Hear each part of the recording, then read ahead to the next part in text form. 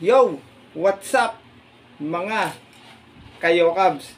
Magandang gabi po muli sa inyong lahat. At syempre narito po muli ang inyong lingkod, Master Lekim. At welcome back po muli dito sa ating Master Lekim TV. Bago ko po simulan itong ating video ngayong gabi mga bayang kalerista, make sure na dapat nakalike na tayo at nakasubscribe. Pakishare na rin po. Syempre pakihit na rin yung notification bell para po maging updated po kayo sa mga susunod ko pa pong upload na video.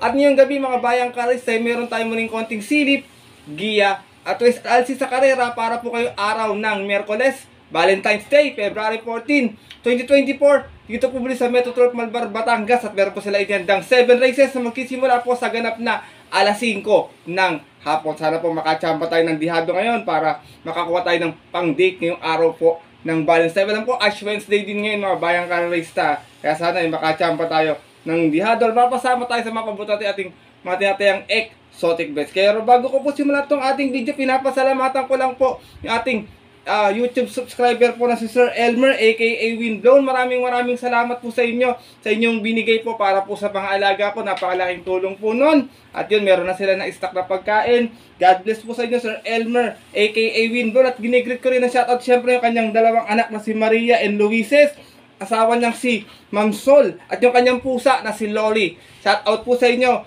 Maraming salamat po sa support dito sa ating Master Lekim TV. God bless po sa inyo Sir Elmer aka Windblown. At yun po mga bayang kare sa ating mga kayokas. Siyempre pupunta na agad yung konting silip at giya matapos lamang po yung ating maikling intro. Kaya let's go mga Kayokabs!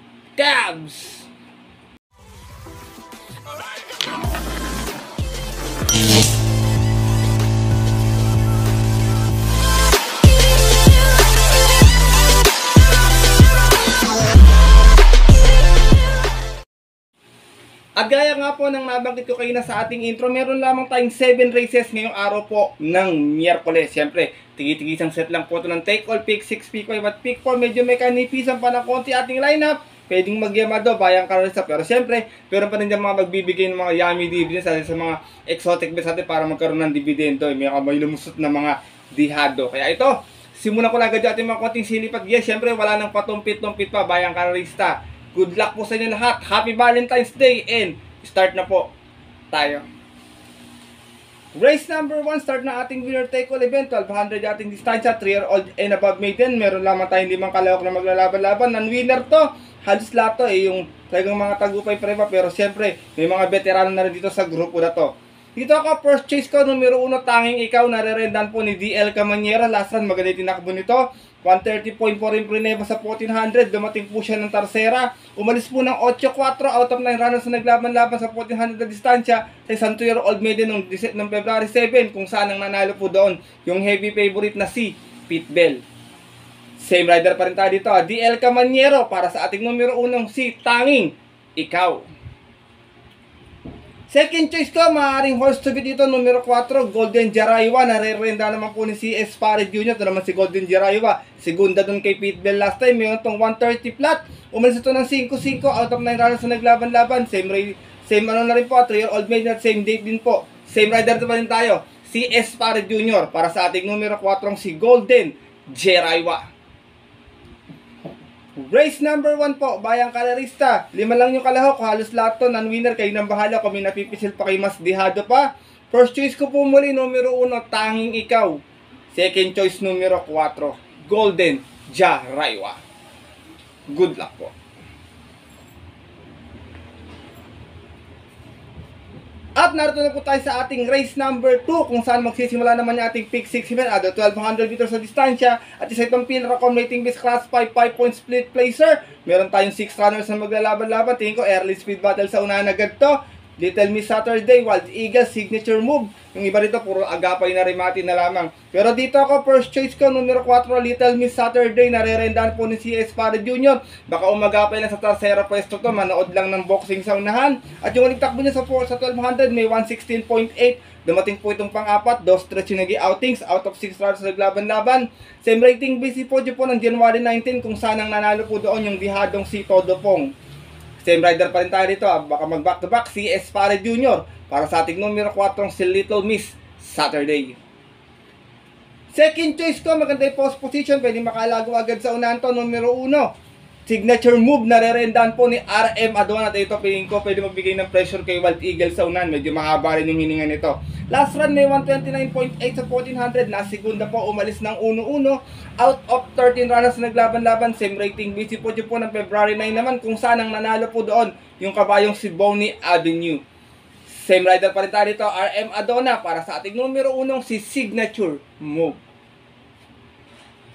Race number 2 po, Bayang Kalarista. First choice ko po muli, numero 4, Little Miss Saturday.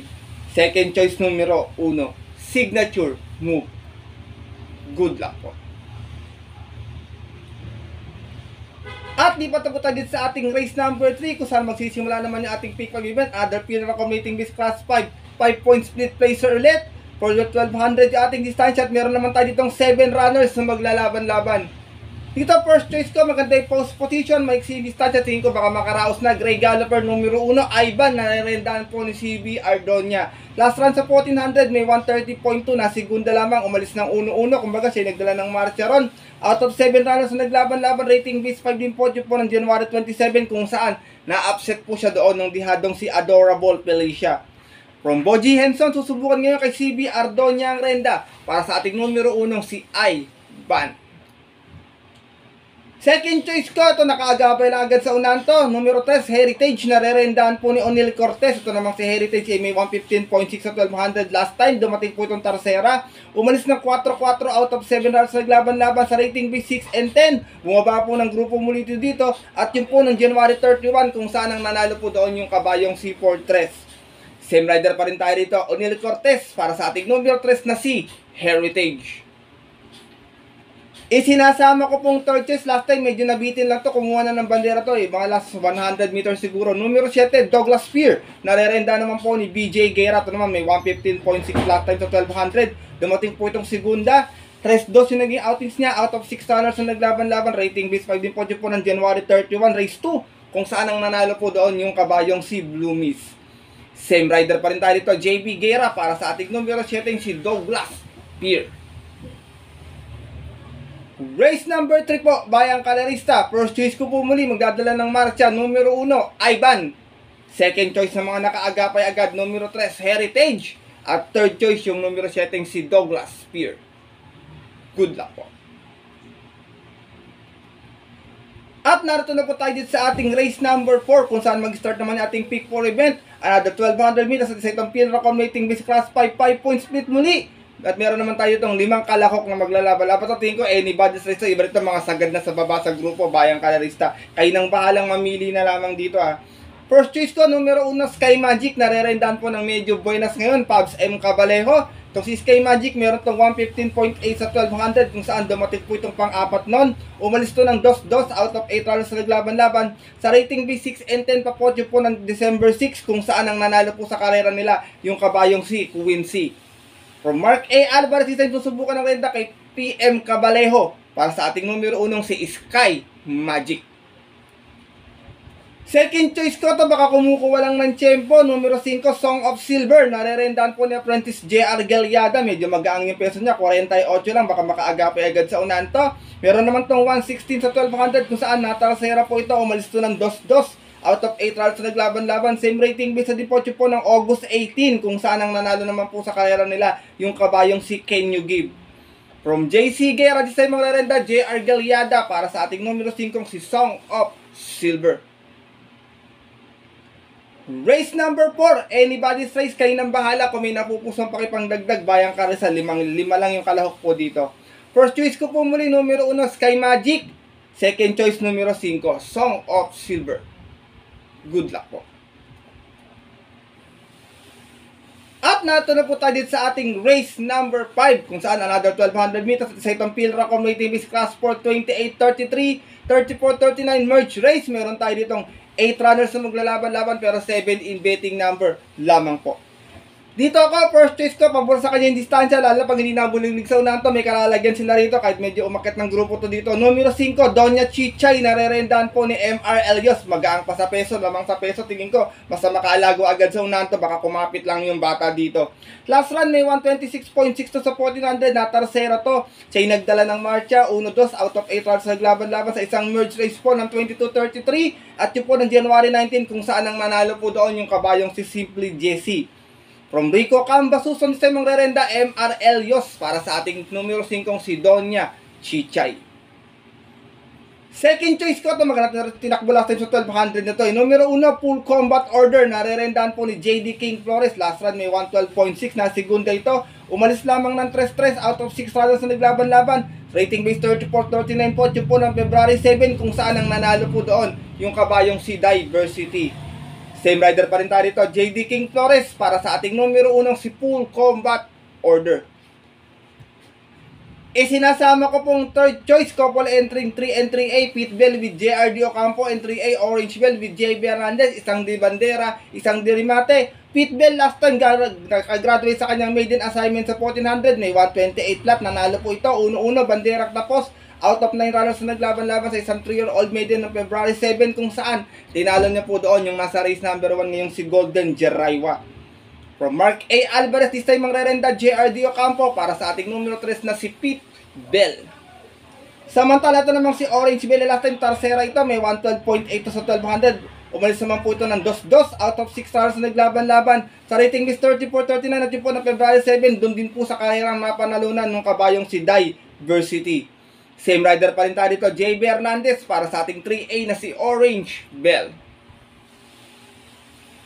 Race number 5, ito magandang karera, may mga panalo pa rito. Uncle Vines, Late Night Lady, Batang Cabrera na mababa na rin sa grupo. Tingin ko kasi ang karera nito, medyo pabor lamang to sa mga di bandera kasi sobrang iksi ng distansya, baka pumapabayaan, makatapos.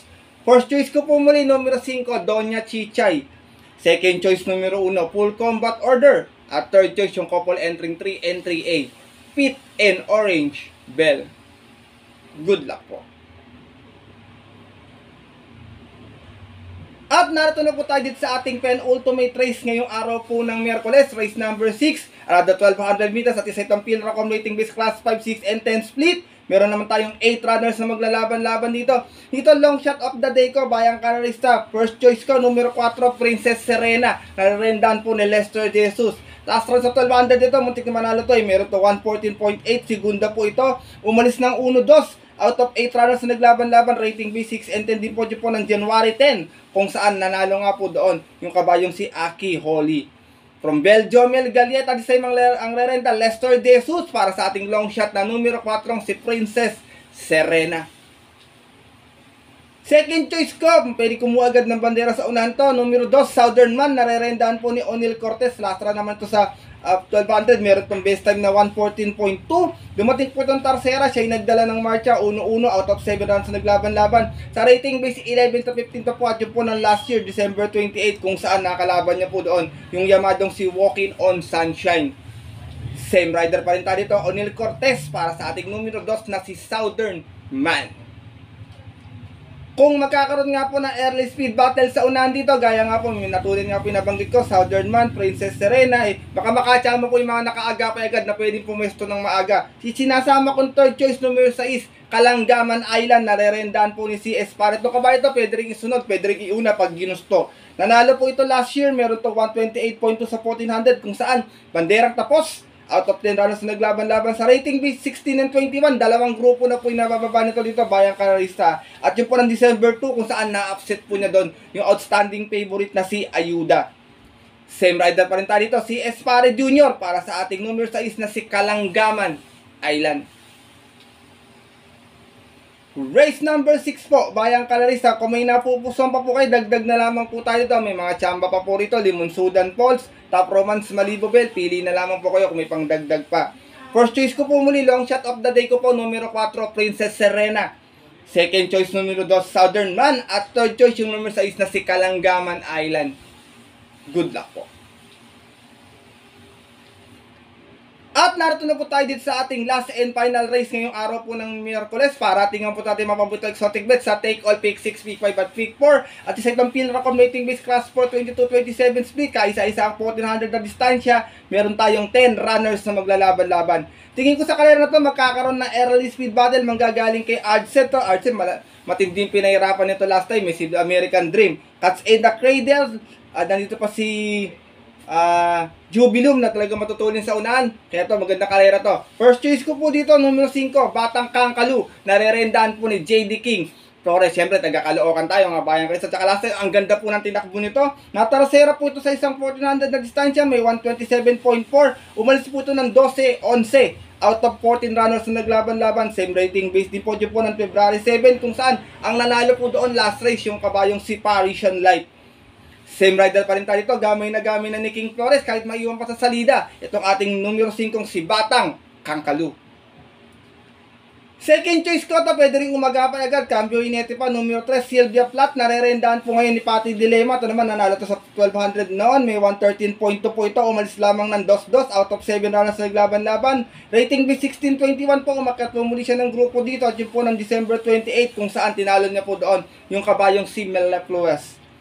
From Elvin Abraya, this time po, Patty Dilema na po ang larenda para sa ating numero 3 na si Sylvia Plat. Isinasama ko pong third choice, Grey Galloper, galing sa panalo. Pwede rin umagapay agad. May remate ito ngayon. Numero 9, Jubilum, narerendaan po ni Lester De Jesus. Last run nanalo, may 127.4. Umalis lamang po ng 4-4 out of 13 runs na naglaban-laban. Rating B 16 and 21. Umakyat din po ng grupo to dito. At yun po ng February 2, kung saan tinalo niya po doon yung kabayong si Take a Chance. Same rider pa rin tayo dito, Lester De Jesus para sa ating numero 9 si Jubilum. Last and final race po, kung may napupusan pa po ipangsama sa inyong mga paratingan, mga bayang karisa, dagdag na lamang po tayo rito ha. First choice ko po muli, numero 5, Batang Kangkalu. Second choice, numero 3, Sylvia Plat. At third choice, yung Grey Galloper na numero 9 si Jubilum. Good luck po.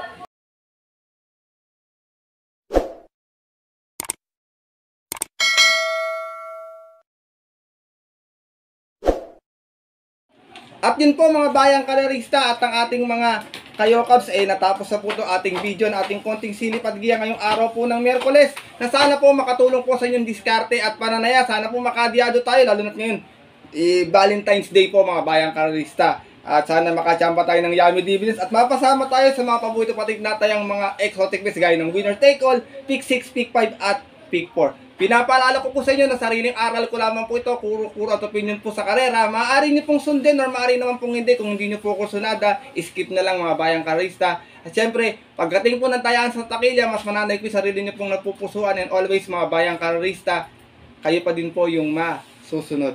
Good luck po muli sa inyo lahat and Happy Valentine's Day Racing mga kayokabs. Maraming salamat po muli sa inyong walang sawang pagtutok. Suporta palagi dito sa ating YouTube channel. At sana po wag po kayong magsabang sumuporta sa aming mga YouTube tipsters vloggers dito po sa ating YouTube platform. Kami po nagbibigay lamang ng gabay mga bayang kararista. Sariling aral lang po namin to. Wala pong halong balita po sa loob.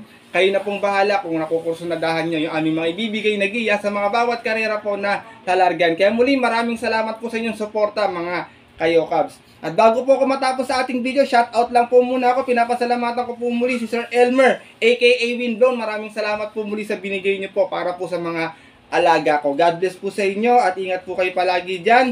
Shoutout ko rin to si Sir Jericho Namba, Fernan Santos ng Doha, Qatar. Shoutout sa iyo. Ganoon din kay Roger Santiago, kay Sir Bong Jola. Maraming salamat po sa inyong suporta palagi, Sir Bong Jola, kay Sir Nicky, Ferdinand, Christian Fernandez, Edgardo Ramos. Ganoon din kay Rogelio Lim ng GMA Cavite, shoutout po sa inyo.